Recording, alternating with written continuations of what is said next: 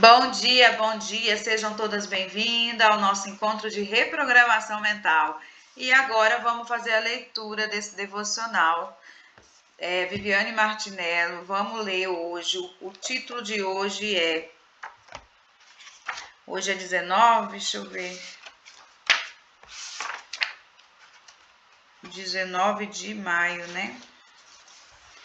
Viva para a glória de Deus. Portanto, quer vocês comam, quer bebam, quer façam qualquer outra coisa, faça para a glória de Deus. Está lá em 1 Coríntios 10, 31. Esse foi um lembrete que já me salvou muitas das vezes. O cotidiano pode parecer enfadonho quando o enxergamos apenas com repetição. Às vezes entramos no modo automático, porque nós ligamos o botão de acordar, o botão de cumprir tarefas e esquecemos que somos humanas, criadas para viver e glorificar a Deus. Outro dia, lavando a louça, comecei a reclamar com tudo e pouco depois parei e pensei: louças na pia significa que eu tenho uma família, que minha mesa esteve cheia de pessoas queridas, de amor, de risadas e de aconchego. Deixa eu ver quem chegou aqui. Seja bem-vinda, Miriam. Então, quando terminei a minha tarefa chorando, mas de gratidão, Deus, em sua infinita bondade, me deu uma casa viva, uma mesa farta, uma vida para ser vivida com propósito. Eu compreendi que é possível viver para a glória de Deus nas pequenas coisas. E o versículo diz que tudo que fizemos devemos glorificá-lo, até comer. Quando comemos com equilíbrio, com a gratidão pelo que ele nos deu. Não é apenas prazer, é adoração. A adoração a Deus também está em atos simples, quando eu digo ao porteiro: bom dia, tudo bem? Precisa de algo? Eu estou glorificando e revelando a Deus com a minha gentileza. Quando pago minhas contas com honestidade, eu escuto alguém com a paciência, eu estou honrando o nome de Deus. E você? Sua vida tem refletido o Senhor? Quem não seja apenas com palavras que você diga glória a Deus, mas também com as suas escolhas, suas atitudes, maneiras de viver, que seu modo de falar, modo de vestir-se e agir que revela quem ele é. Portanto, viva com intenção, honrando ao Senhor nos detalhes, porque uma vida que glorifica a Deus é de fato uma vida diferente. Que devocional profundo, né? Que traz para nós esse conhecimento. Será no que nós está precisando glorificar mais a Deus? Como é que nós mulheres estamos fazendo o nosso trabalho? Fazendo o dever de casa no seu dia a dia nervosa ou agradecida? Nervosa ao lavar a louça? Quem aí já lavou louça com muita raiva, né? Que a pia só vive cheia de louça, a casa não para arrumada.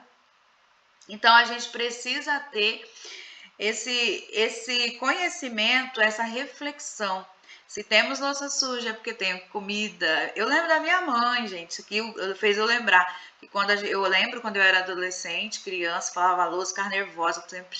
Ela, minha filha, ela falava para nós somos 7 mulheres. Agora imagina, 7 mulheres dentro de uma casa, 7 filhas. Então ela falava, se tem muita louça é porque temos o que comer, né? Então se a pessoa tudo arrumadinho, a casa limpinha, a pia sem nenhuma talher, nada, nenhuma panela, significa que não temos comida. Então tudo a gente precisa ver o lado, pensar, refletir como é que nós estamos glorificando ao Senhor, né? Até num bom dia que passamos e damos para o vizinho, alguém na portaria, se nós temos paciência de ouvir as outras pessoas, como é que nós estamos agindo? Não é só, eu sou grata. Tá, mas vamos ver como é sua gratidão durante o seu dia. Porque se ficar só reclamando ao fazer as coisas, às vezes não está sendo grata. Grata por ter um lar, grata por ter uma louça para lavar, grata por cuidar dos seus filhos, grata por ter paciência para pegar um copo de água para o esposo, né? Às vezes a gente tá tão assim no automático que as pessoas vêm pedir algo para a gente não quer. Principalmente por dentro de casa, né? Que a gente não tem paciência. Então a gente precisa estar olhando para esses mínimos detalhes que vai fazer grande diferença na nossa vida. Muito, muito importante essa reflexão de hoje para nos ter consciência. E aí, alguém se viu aí nesse devocional? Deixa eu pegar aqui o caderno. Acho que foi um vídeo sobre isso do casamento, né? No campo do detalhe do dia a dia, pegar um copo de água, né? São detalhes bons, mas detalhes diferentes no casamento, né? E é uma coisa que eu tenho feito bastante sobre isso, é um fazer pelo outro, né? Não só com o esposo, mas com os filhos, né? Sim. Você fala assim, filho, pega pra mim um copo de água, vai lá e pega. Aí quando ele fala pra você, mãe, pega um copo de água, você tá na corrida, ele fala assim, não, levanta daí e pega. Exatamente. Então, eu estou me policiando também de tudo isso, sabe? Que eu acho que é muito importante. A gente fazer por eles também, né? Eles se sentem, eu acredito que é corrido, né? Sobre cuidar da casa, então eu acho que a maneira melhor e mais leve de você fazer isso é você realmente ter com gratidão tudo que você faz em casa. Ela falou assim, poxa, tem um monte, mas é porque tem alimento dentro de casa, é sinal que vocês estão comendo, né? Então você encara de forma diferente. Isso é muito importante. Exatamente, é muito importante sim, porque é nesses simples detalhes que a gente mostra como e a gente vê como tá nossas emoções. Aí já entra o lado da emoção. Às vezes você quer transparecer que tá tudo bem, mas na hora que vai pegar uma vassoura ou pegar um balde, vamos falar um pouquinho, porque eu já assisti, não lembro aonde, mas faz muito tempo, mas eu já vi essa parte, eu aprendi muito com isso. É como nós mulheres trata os nossos objetos dentro de casa. Se nós pegamos um balde, eu termino de passar pano na casa, jogo o balde de qualquer jeito, isso aí não é gratidão, porque aquele balde amanhã você vai precisar dele novamente. Então, com carinho, lava ele, pendura, coloca no lugar certo. A vassoura termina, joga de qualquer jeito, não está sendo grata, você vai precisar novamente daquela vassoura, daquele balde, ou se não, na hora que guarda, sabe assim, quando tem pessoas que faz tudo com muita raiva, com ignorância, chuta a cadeira, não tem carinho pela geladeira, não tem carinho pelo sofá, não tem carinho por nada, vai fazendo as coisas, que não sei o quê. Isso é ingratidão e você precisa agradecer pela cama que dorme. Você precisa agradecer. Já pensou que vamos fazer uma reflexão que eu já também fizeram comigo e eu já assisti, agora veio na mente, não tinha planejado nada disso, mas eu acho gostoso assim quando vai acontecendo. Por exemplo, já pensou a gente ter somente o que agradece? Você imagina aí. Hoje eu agradeci que eu tenho a cama, então você vai ter a cama. Não. Agora eu reclamei do meu cabelo. Puf, você fica careca. Aí você vai reclamar que tem muita louça. Ficou sem nenhuma vasilha dentro de casa. Aí você vai reclamar que meu filho só dá trabalho. Puf, os filhos morrem. Ai, meu esposo insuportável. Pronto, acontece um acidente, ele morre. Isso é uma reflexão para nós, só vai ter o que você agradecer. Imagina, gente, já imaginou nós só ter o que nós vai agradecer? Aquilo que nós reclamar, do nada vai desaparecer da nossa vida? Será que nós vai ter muitas coisas? Não vai ter poucas coisas. Essa reflexão eu já assisti, já fizeram, isso é bem longo que eu tenho esse conhecimento. E hoje veio na minha mente, talvez seja alguma pessoa que está precisando saber disso, vocês que vão estar assistindo depois no gravado ou aqui mesmo, que nós possamos ter consciência de ser grata pelos mínimos detalhes, pela louça, pelo balde, pela vassoura, pelo pano de chão. Não importa o que, mas se está na sua vida, é preparação de Deus e que a gente tenha cuidado para que não reclamamos, porque toda vez que nós for reclamar, a gente vai lembrar disso. Se eu reclamar, eu vou ficar sem. Se eu reclamar, eu vou ficar sem. Aí vai fazer um exercício de agradecer. O que vocês acham? Vamos pegar esse desafio hoje? Eu aceito. Eu já percebi muita mudança depois que comecei a mudar essa mentalidade minha. É, Nossa, muita mudança mesmo. exatamente, isso é verdade. Isso é uma coisa que nós, principalmente nós mulheres, vivemos no automático. Por que que vivemos no automático? Estamos o quê? Sobrecarregadas. Porque quem trabalha fora, quem tem esposo, quem tem filho, quem tem casa, quem tem muitos estuda. Então, é o quê? Sobrecarregada. E ela quer dar conta de tudo. A mulher quer dar conta de tudo e não se salva nem a si mesmo. Então, vamos ter muito cuidado, prestar muita atenção, porque a gente precisa tirar um pouco dos pesos que nós mesmo coloca, viu? Não é eu que cheguei aí, vamos pôr alguém aqui, eu não conheço a Keren e comecei a sobrecarregar ela. Não, ninguém chega e sobrecarrega ela, ninguém chega e sobrecarrega a Miriam, ninguém sobrecarrega a mim, sou eu mesmo que vou me sobrecarregando. É eu que vou entrando em um monte de curso que eu quero aprender, é eu que vou entrando em um monte de coisa que eu quero participar, é eu. Então é eu que tenho que ver o que eu preciso, o que é prioridade para a Sueli. Porque se eu querer ajudar todo mundo, que eu já tive nesse lugar de querer salvar todo mundo, e eu estava me adoecendo, não, nós precisamos salvar nós mesmos. Que se eu tiver salva, eu consigo ajudar outras pessoas. Essa reflexão foi boa, hein? Vamos então para os rotineiros. Alguém quer falar alguma coisa? Tem uns minutinhos. Vou beber água aqui.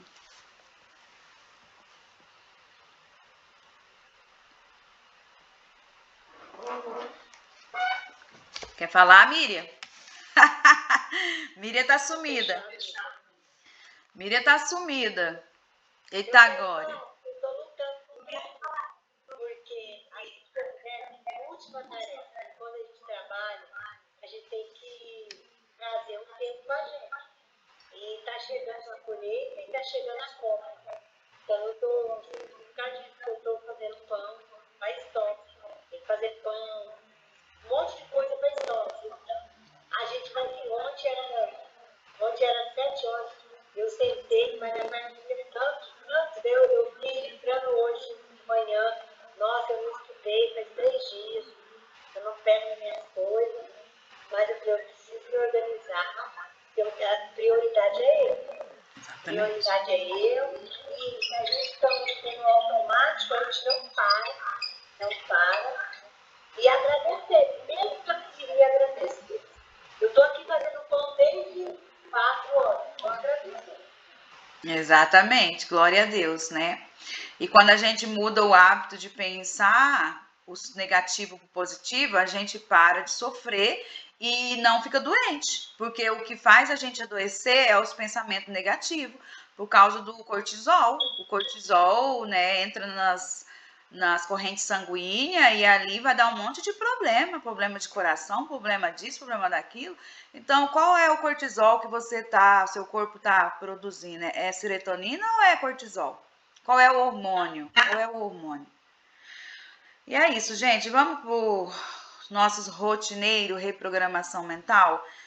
O primeiro é quem eu sou em Deus. Então, faça uma lista. Todas as que estão aqui, não, todas já sabem, não precisa estar explicando, né?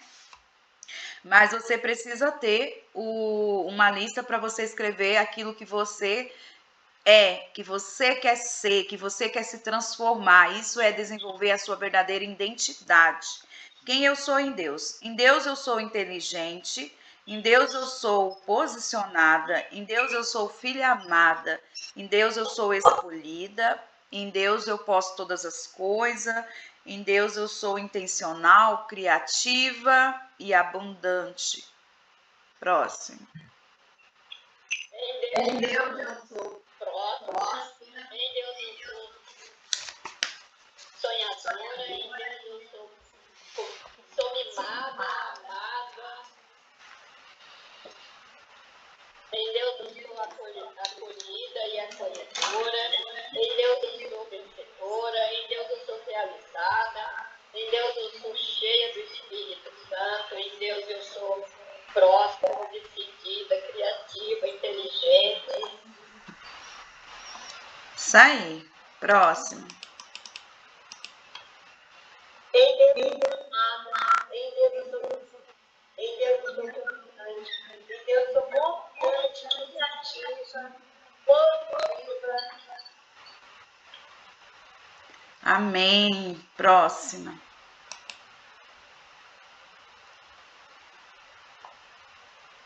A Kátia escreveu: em Deus eu sou inteligente, próspera, abundante, criativa, especial, menina dos olhos de Deus.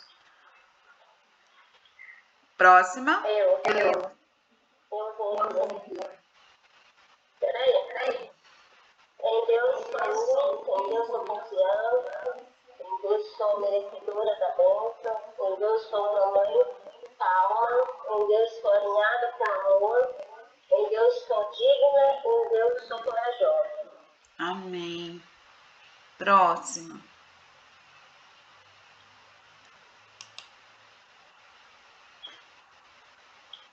Mais alguém? Em Deus eu sou amada, em Deus eu sou feliz, em Deus eu sou corajosa, em Deus eu venço os meus medos, em Deus eu consigo vencer os meus pensamentos, em Deus minha família e amigos são abençoados. Amém. Gratidão, gere emoções positivas, seja uma mulher grata, seja uma mulher agradecida pelos simples e pequenos, mas agradeça. Leia diariamente com voz alta, com intensidade emocional, com postura reta.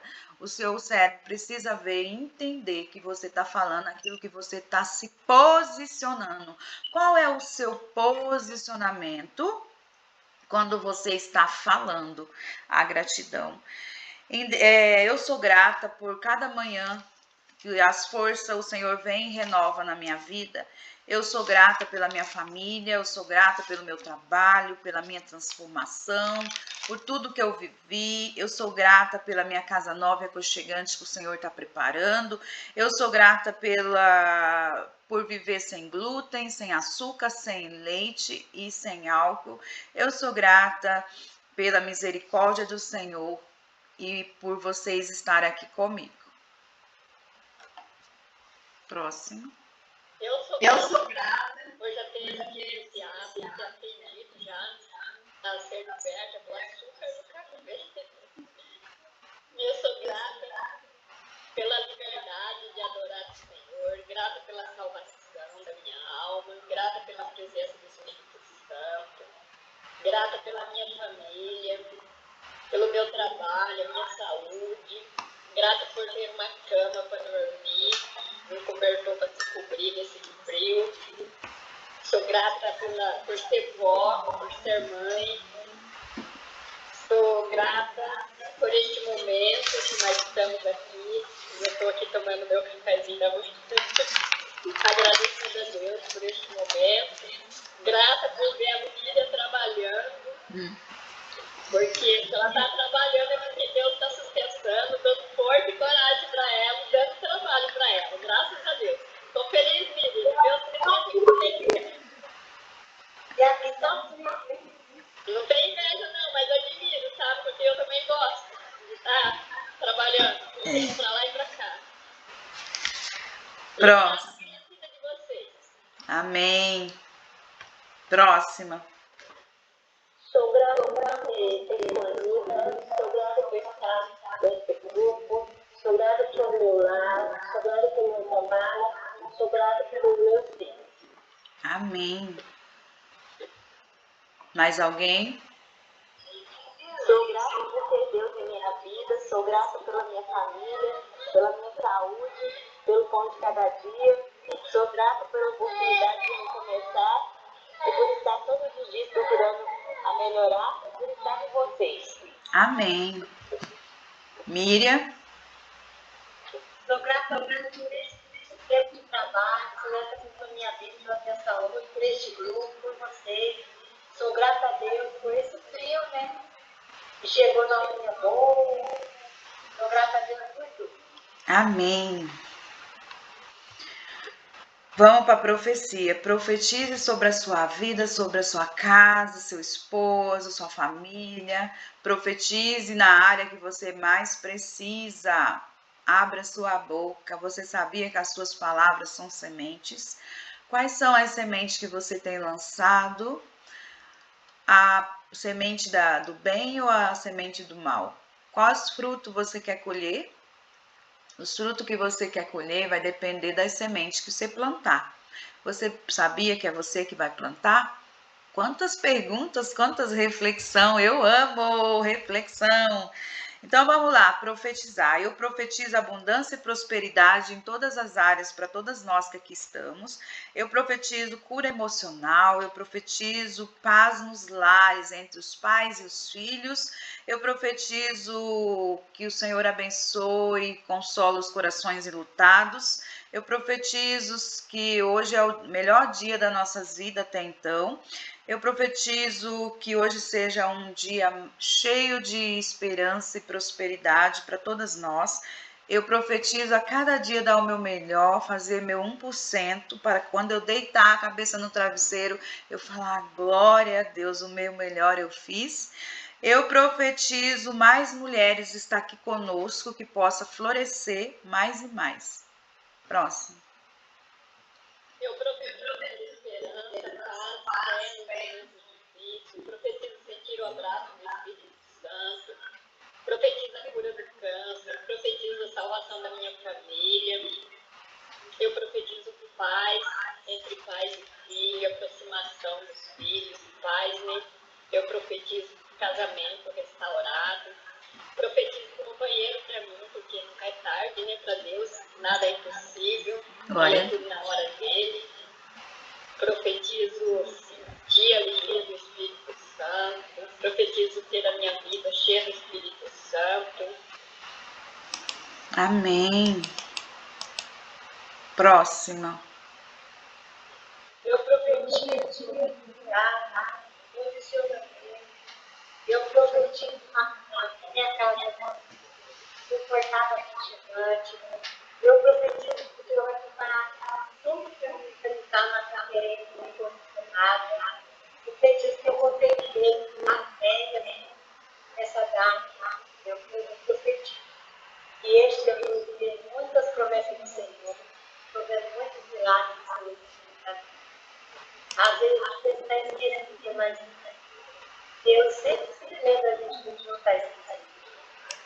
Glória a Deus. Próxima. Profetizo que minha família está debaixo da proteção de Deus. Profetizo pensamento positivo. Profetizo Deus no coração dos nossos filhos. Profetizo o meu pensamento. Profetizo ser empresário. Amém. Eu profetizo saúde mental, emocional e física para mim e minha família. Eu profetizo um lar próspero, espiritual e material. Eu profetizo terminar de construir a minha casa. Eu profetizo bênçãos espirituais e materiais na vida dos meus filhos, e que eles cresçam sempre fiéis a Deus. Eu profetizo conseguir fazer atividade física regularmente. Eu profetizo cuidar mais da minha mente, corpo e alma. Eu profetizo que todas nós seremos abençoados em Deus. Amém. Que delícia, né? Todos os dias fazer esses exercícios. Quem aí já acostumou, hein? Mesmo não estando aqui no nosso rotineiro. Quem aí faz na sua casa? Quem aí já tem esse hábito?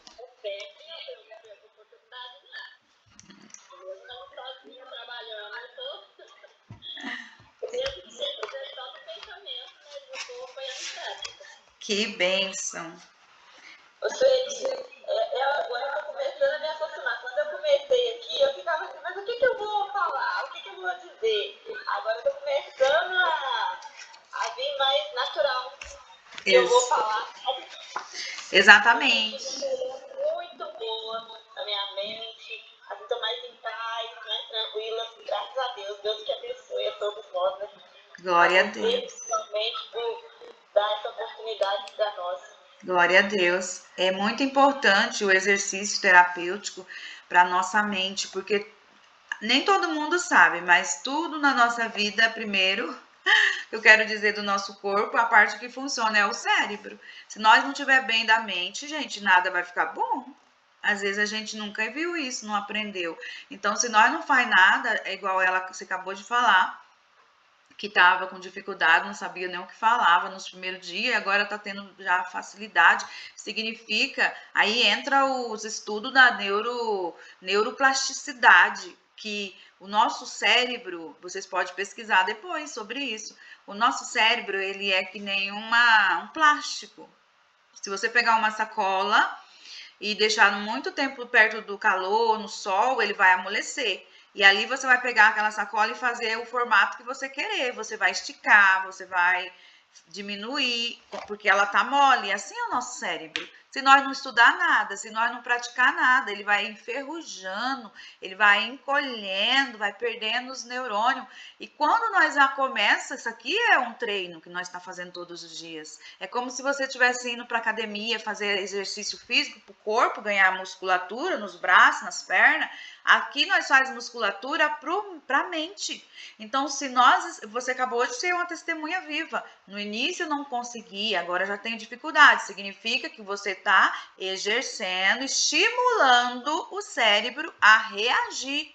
Por isso é muito importante de nós buscar conhecimento e as palavras vai surgindo, porque você está no desenvolvimento, você está em movimento. Tem pessoas que não fazem nada e eu já estive nesse lugar, vocês também já tiveram, de não estudar nada, de ficar só rolando a tela do celular, assistindo coisa que não tem nada a ver e nós não fazemos com nós mesmos.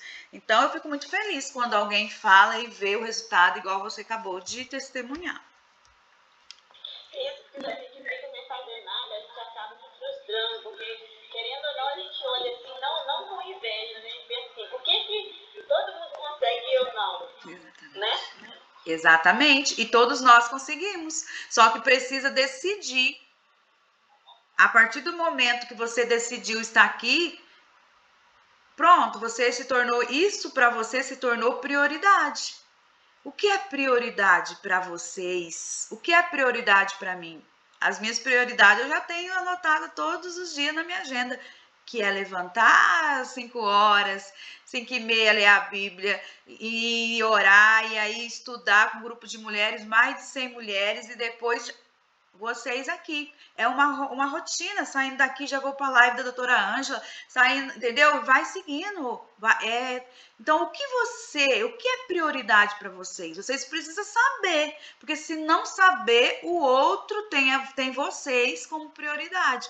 Por isso que a gente só faz mais para o outro, porque eles pegam nós para ser prioridade deles. E nós precisamos saber o que é prioridade para nós. Vamos lá falar um pouquinho sobre trauma e vergonha.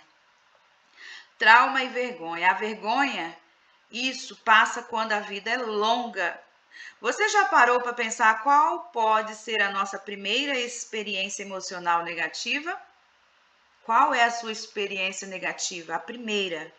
Surpreendentemente, muitos estudos apontam que é sentimento de vergonha. É aquela sensação de não sermos bons o suficiente. Quem aí se acha insuficiente? Quem aí tem dificuldade de falar em público? Quem aí tem dificuldade de se posicionar, dizer não? De não sermos aceitos ou nos sentirmos excluídos em determinada situação? Tem situação da nossa vida que nós não tem boca para nada. Às vezes a gente acha que os outros é melhor que a gente. Parece isso incrível, mas a vergonha pode estar presente desde o primeiro momento da nossa vida emocional. É realmente interessante perceber como esse sentimento pode influenciar as nossas emoções desde tão cedo. A criança passa a perceber a vergonha inicialmente por uma experiência traumática. Por quê? Que às vezes tem tanta adolescente ou criança ou nós adultos com tanta vergonha. Significa que nós já nascemos assim? Não, nenhuma pessoa nasceu com vergonha. Sabe como que aconteceu isso? Por você viver negligência. A negligência crônica, por ser disciplinado por seus pais, mesmo que se trate de uma intenção de proteção entre outras situações. Às vezes você foi chamada a atenção na frente de outras pessoas, e isso te trouxe um grande trauma, uma grande vergonha. Então, a vergonha é o sentimento inevitável de estar no mundo. Seria o fenômeno que ninguém é capaz de evitar, o que todos, não importa a condição ou classe social. que acabaria por experimentar em algum momento da vida. Outra citação é que Charles Darwin, que diagnosticou que o enrubescer é a mais especial, a mais humana de todas as emoções, humana. Ao observar a diferente expressão do modelo de resposta das suas pesquisas. Vamos lá, para pesquisadores da teoria do apego, a vergonha é um expressivo grupo de sintomas que apresenta dentro de um espectro e vão desde leve constrangimento de um estado de humilhação profunda que pode se manifestar de diferentes formas. Cada um viveu um processo aqui de vergonha quando todos nós, não tem ninguém que não passou por isso. Por exemplo, sentir-se mal consigo mesma, perdedor, se acha perdedora, se acha tolos, se culpa, é ferido e deixado de lado ou de fora. Isso é vulnerável, é exposto, é indigno, inseguro, tem a baixa autoestima.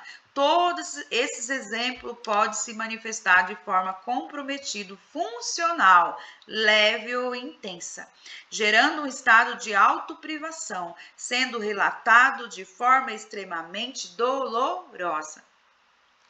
A vergonha apresenta-se como agente de influência constante no comportamento, nas decisões e nos modelos de relacionamento. Ela conecta conflitos fenômenos como aborrecimento, raiva e indignação. Muitas pessoas apresentam explosões de ira e agressividade como modelo de resposta para a vergonha. Muitas pessoas é uma pessoa muito nervosa, é explosiva. Por que será, hein?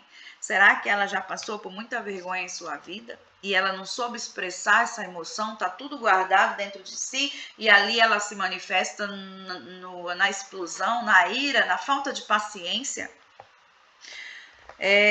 Porque como imagina a sua alma, assim ele é.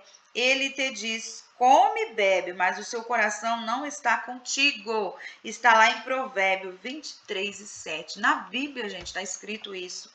Que você pode, como imagina a sua alma. Se sua alma não estiver bem, você vai comer, você vai beber, mas o seu coração não está bem contigo. Quando temos pensamento negativo sobre nós mesmos e ficamos presos aos pensamentos que nos fazem mal, o trauma torna-se uma força poderosa que afeta nossas emoções.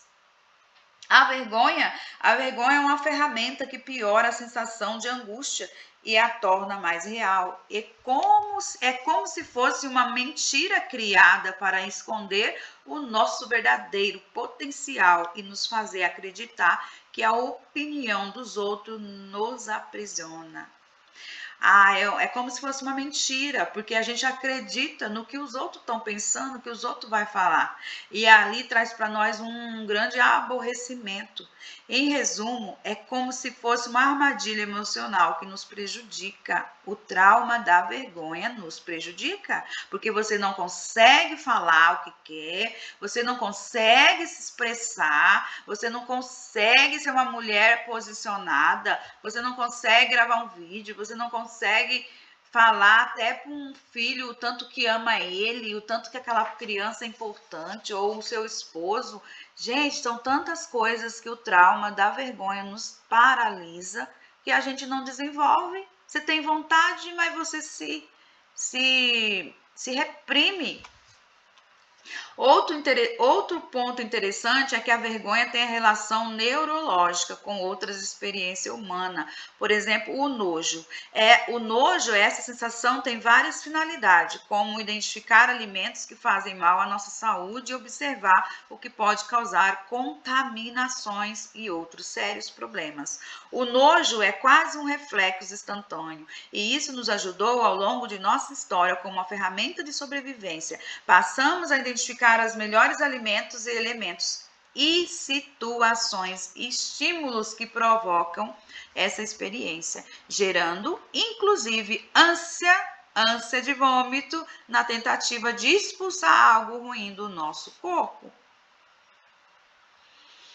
Ocorre quando sentimos nojo de algo guardamos informações que se relacionam com ele. Algumas pessoas sentem enorme dificuldade de permanecer confortável diante de uma possível contaminação. Ocorre o sinal de alerta que algo está errado com aquilo. O nojo vai agir no cérebro, nas mesmas regiões que se relacionam com a vergonha. Estamos falando do sistema límbico. Quem aí já ouviu falar sobre o sistema límbico? E da ínsula. São tudo parte do cérebro.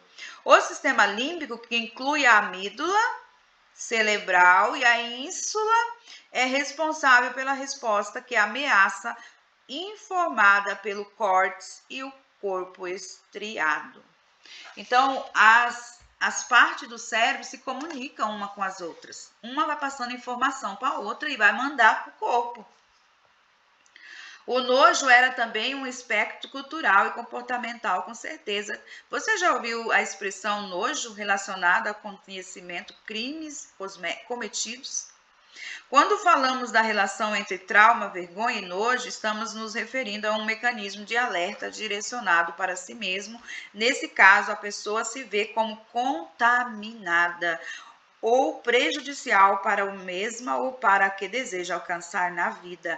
O trauma distorce a percepção da realidade, fazendo com que aquilo que foi estabelecido como verdade seja usado para gerar esse sentimento de nojo em relação a si mesmo. Em outras palavras, o trauma pode levar a uma visão distorcida de si, levando o sentimento intenso de vergonha à repulsa interna.